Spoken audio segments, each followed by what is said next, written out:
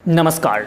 Women beyond thought के इस special edition में आप सभी का स्वागत है। मैं हूं सीकेन शेखर वाजपेयी और इस वक्त जैसा कि तस्वीरों में आप साफ तौर पे देख रहे होंगे कि डिफरेंट सीन के साथ मैं नज़र आ रहा हूं। तो सबसे पहले इस वक्त मैं अपने इस खास कार्यक्रम में नैना राजेश बउआ मैम को विशेष तौर पे स्वागत करना चाहूँगा। मैम, सबसे पहले बहुत बहुत स्वागत। थैंक यू, नमस्कार। और आज इस विशेष अवसर पे हम लोग कई बातें करने जा रहे हैं।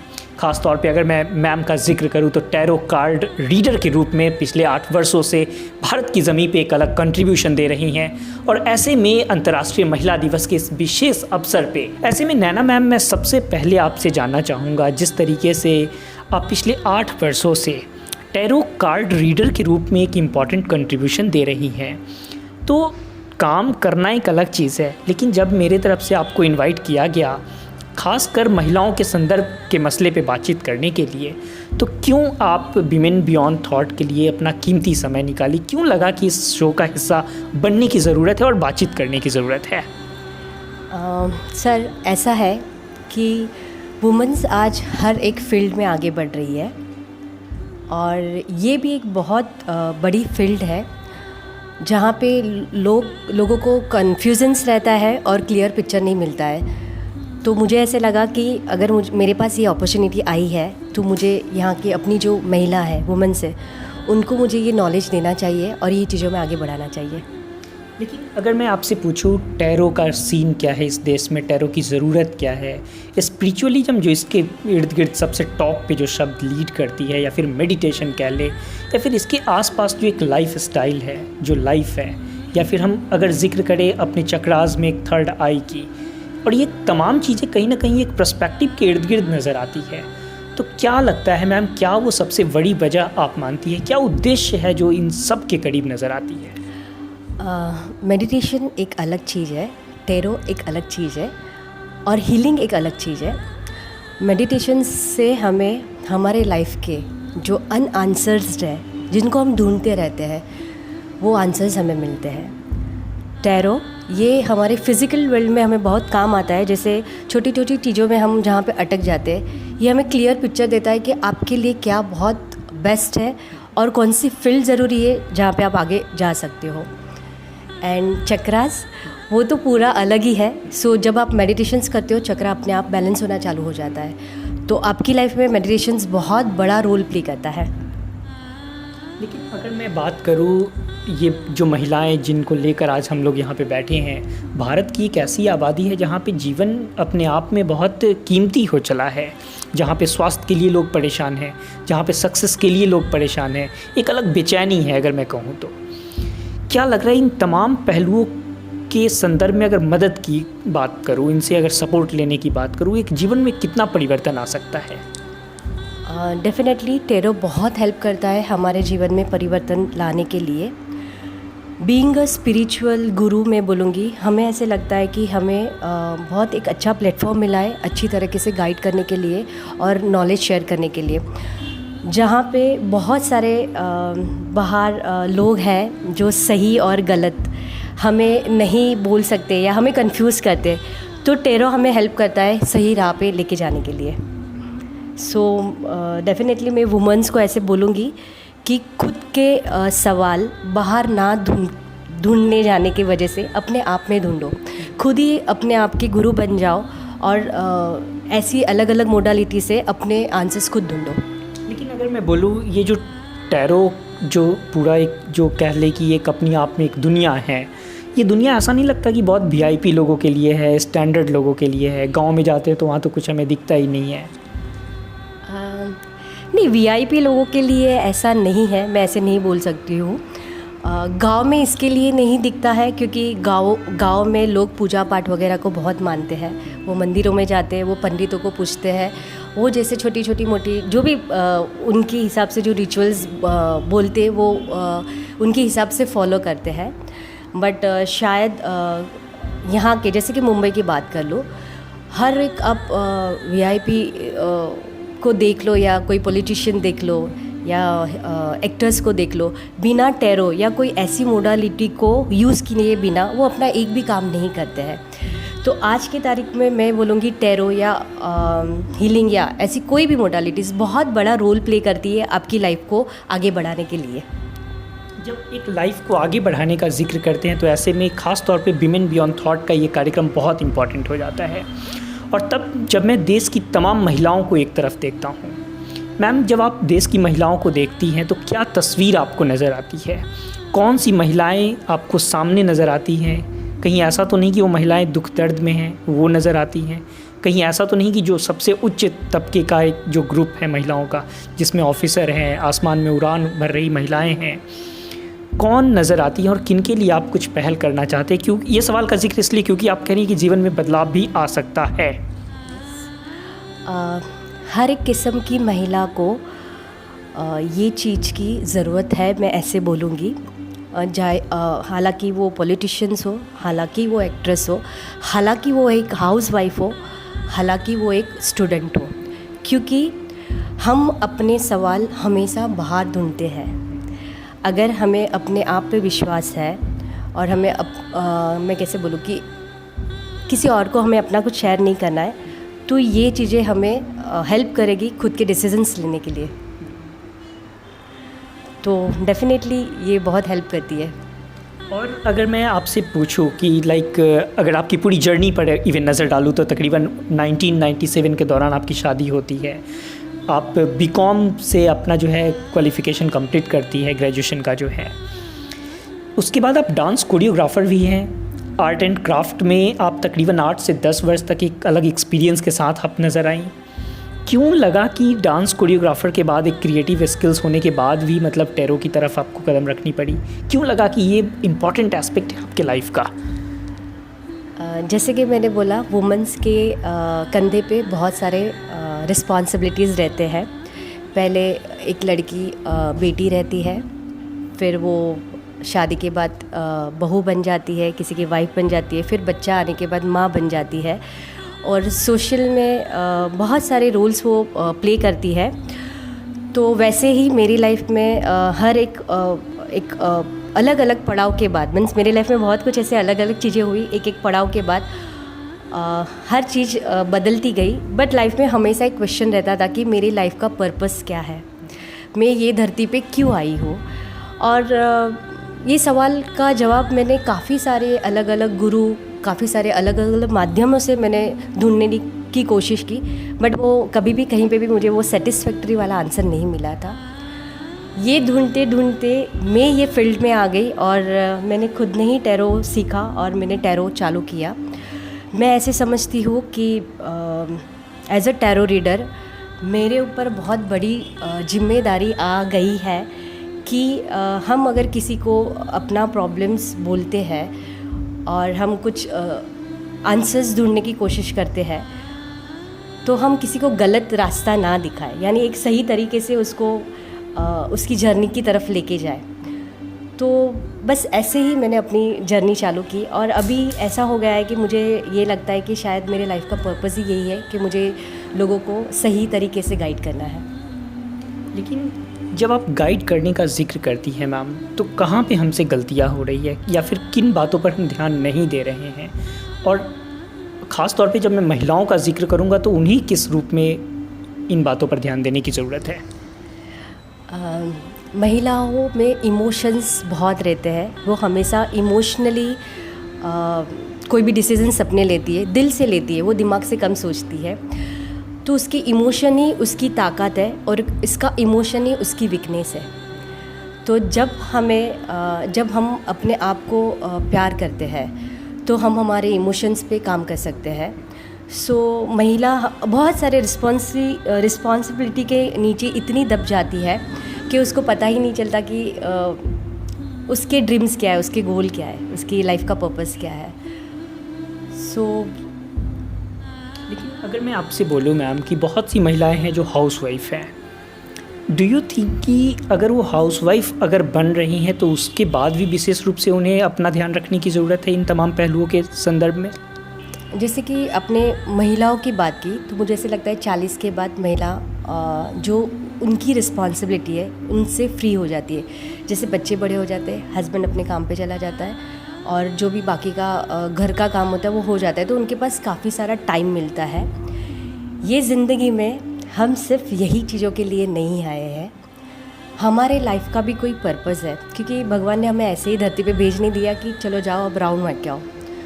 तो ये समय है अपनी लाइफ का पर्पस जानने का, कि आपका लाइफ का पर्पस क्या है, आपके लाइफ का गोल क्या है, आप यहाँ पे क्यों आए हो।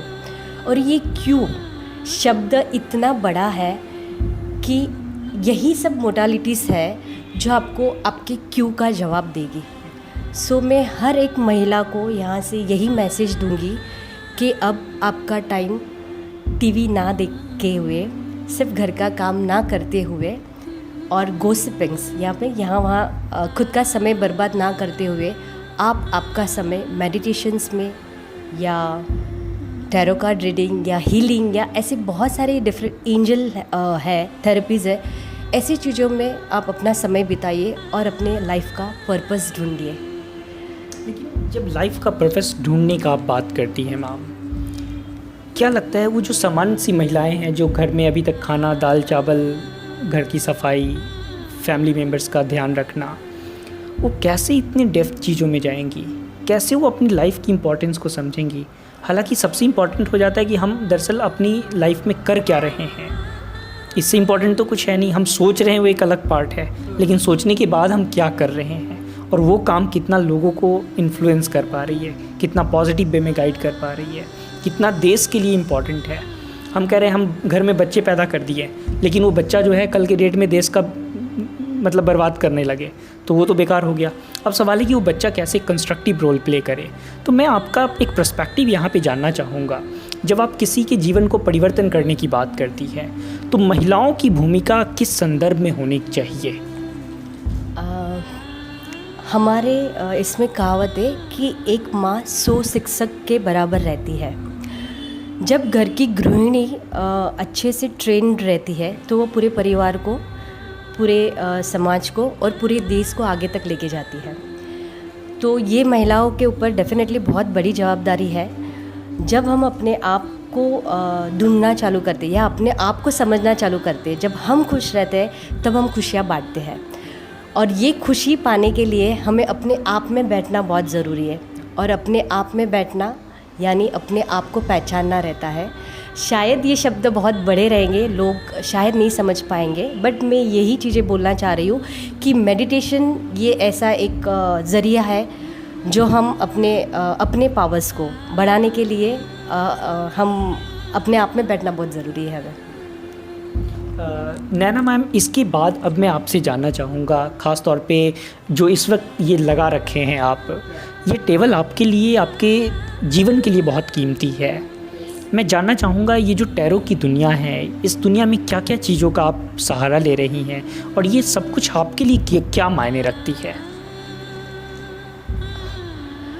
शायद मायने मेरे लिए शब्द नहीं है, मैं शब्दों में इसको ढाल नहीं सकती, बट मेरा ये खुराक है, मेरी ये ज़िंदगी है, मेरा ये सब कुछ है। एक माँ के लिए अपना बच्चा जैसे बहुत जान से ज़्यादा प्यारा रहता है, इसलिए टैरो ये मेरे लिए मेरी एनर्जी है, मेरा सब कुछ है टैरो। तो मेरी ज़िंदगी में बहुत बड़ा रोल प्ले करता है। इसके आने के बाद मेरी लाइफ के जो पर्पस थे या मेरी ज़िंदगी का जीने का जो तरीका था वो पूरा बदल गया है। मैं यहाँ देख रहा हूँ गौतम बुद्धा जी को आप जो है बिल्कुल बीच में सेंटर में प्लेस किए हैं। आपके जहन में बुद्धा जी की कौन सी बातें हैं जो सबसे ज़्यादा महत्वपूर्ण हैं? गौतम बुद्धा ने आंखें बंद करके अपनी दुनिया पा ली थी। बस मेरा भी यही मैसेज है कि बाहर की दुनिया को कम देखो, अपने आप के अंदर झांको और देखो कि आप यहाँ पे क्यों आए हो। इनसे मैंने यही सीखा है, सिर्फ आंखें बंद कर लो, सब कुछ अपने अंदर ही है। हम जो बाहर की दुनिया में भाग रहे हैं, हम जो चीज़ों को पाने के लिए हम जो मर रहे हैं, वो अपने आप में अंदर ही है। संकेत किस ओर दे रहे हैं? मेडिटेशन को बहुत बड़ा संकेत दे रही हूँ कि आप आंखें बंद करके अपने पावर्स को बढ़ाइए। लेकिन जिस रफ्तार भरी दुनिया में हम हैं, हर किसी को 5 स्टार क्लास की लाइफस्टाइल चाहिए, कैसे ये सब कुछ मुमकिन होगा? आप करिए तो सही, शुरुआत तो करिए, अपने आप आपका रास्ता खुलता चला जाएगा। नैना मैम, अगर मैं कहूँ कि मैं आपके मेडिटेशन शब्द को छीन लूँ, अब आपको मेडिटेशन आपके डिक्शनरी में नहीं है, आपके डिक्शनरी में जीवन है, आपके सामने जीवन है, जिस जीवन में आपको मूल्यों को भरना है। मैं आपसे जानना चाहता हूँ 8 से 10 साल का जो आपका एक्सपीरियंस है, ये एक्सपीरियंस जीवन के मूल्यों में क्या कुछ भरने की कोशिश करता है? कौन सी वो एलिमेंट है, कौन सी वो तत्व है जिस तत्व को आप देखना चाहते हैं आपके सामने जितनी आबादी है उन सभी में? ये सवाल इसलिए क्योंकि तकरीबन 8 से 10 वर्ष आप सिर्फ इसी के इर्द गिर्द आप नज़र आती हैं। जीवन को मैं 2 पहलू में देखना चाहूँगी, बोलना चाहूँगी। पहला पहलू है टैरो जब मेरी लाइफ में आया तो टैरो के साथ मैंने अपने लाइफ को कैसे देखना चालू किया। पहले मैं भी आपकी तरह ही नॉर्मल वुमन थी, मेरे लाइफ में बहुत सारे दुख थे, खुशियाँ थी, गम थे, ईर्ष्या थी, सब कुछ था। बट जैसे टैरो मेरी लाइफ में आया तो मैंने अपने जीवन को बहुत अलग नज़रिए से देखना चालू कर दिया। अगर मेरे लाइफ में कोई गम भी आता है तो मैं उसका पहला पहलू नहीं देखती हूँ, मैं सिक्के की दूसरी बाजू देखती हूँ कि वो गम आने की वजह क्या है और मुझे वो क्या सिखाना चाहता है। तो हर वो चीज़ जो मेरे लाइफ में अभी होती है ना, मैं उसकी पहली बाजू नहीं देखती हूँ, मैं हमेशा उसकी दूसरी बाजू देखने की कोशिश करती हूँ। तो टैरो ने मेरी लाइफ में बहुत बड़ा रोल प्ले किया है जीवन को बहुत अलग दिशा से देखने के लिए और जीवन को अलग ज़रिए से आगे लेके जाने के लिए। नैना मैम, अब मैं आपसे जानना चाहूँगा, आप एक ऐसी महिला का उदाहरण है जो अपने लाइफ को कम्प्लीटली चेंज कर ली है। देखिए तो एक ऐसी दुनिया में आ गई हैं जिस दुनिया में चीज़ों को समझना ज़्यादा महत्वपूर्ण है। मैं आपसे जानना चाहूँगा आप अपनी पर्सनल लाइफ में किस तरह से खुद को इन्वॉल्व करती है, कब आप ज़्यादा खुशियों के करीब होती हैं, और ख़ास तौर पे जब अभी मैं आपसे जिक्र कर रहा था तो आप कही कि सोशल एक्टिविस्ट के रूप में भी आप अपनी भूमिका निभा रही हैं। कई बार आप ओल्ड एज होम के भी दरवाजे पे आप अपने जश्न मनाने जाती हैं। कौन सा वो मोमेंट था जो भी इन सब चीज़ों के करीब था और कौन से एक्टिविटी में आप इन्वॉल्व थी अभी? पापा की जब भी बरसी थी तब हम लोग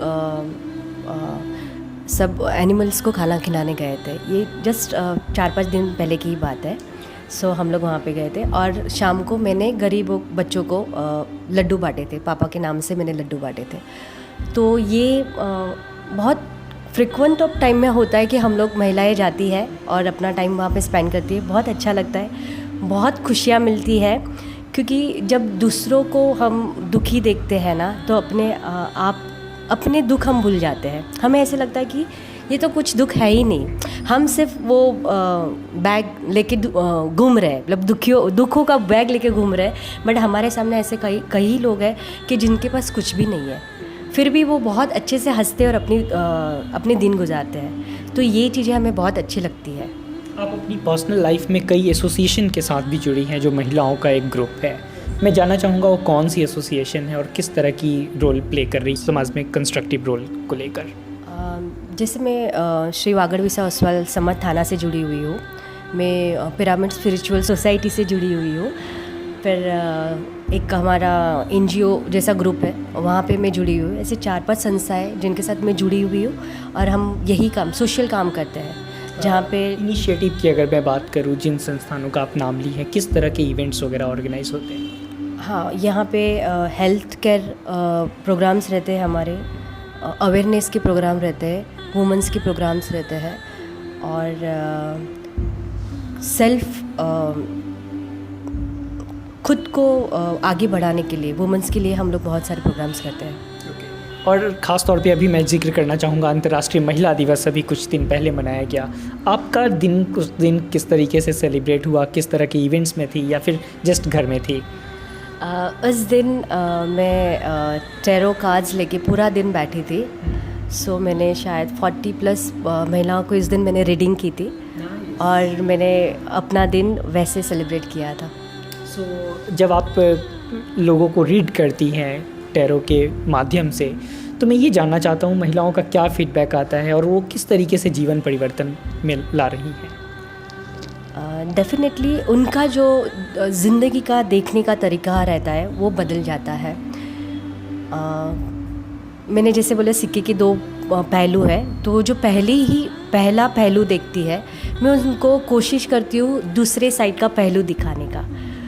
तो वैसे मैं लोगों को हेल्प करती हूँ। ओके।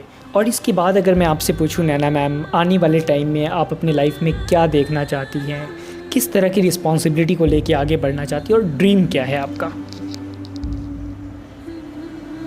मेरा ड्रीम ऐसे है कि घर में महिला अपनी सब रिस्पॉन्सिबिलिटी निभा के जो फ्री टाइम मिलता है उसमें अपने आप के साथ जिए, खुद के साथ जिए, खुद को बढ़ाए और खुद को आगे लेके जाए।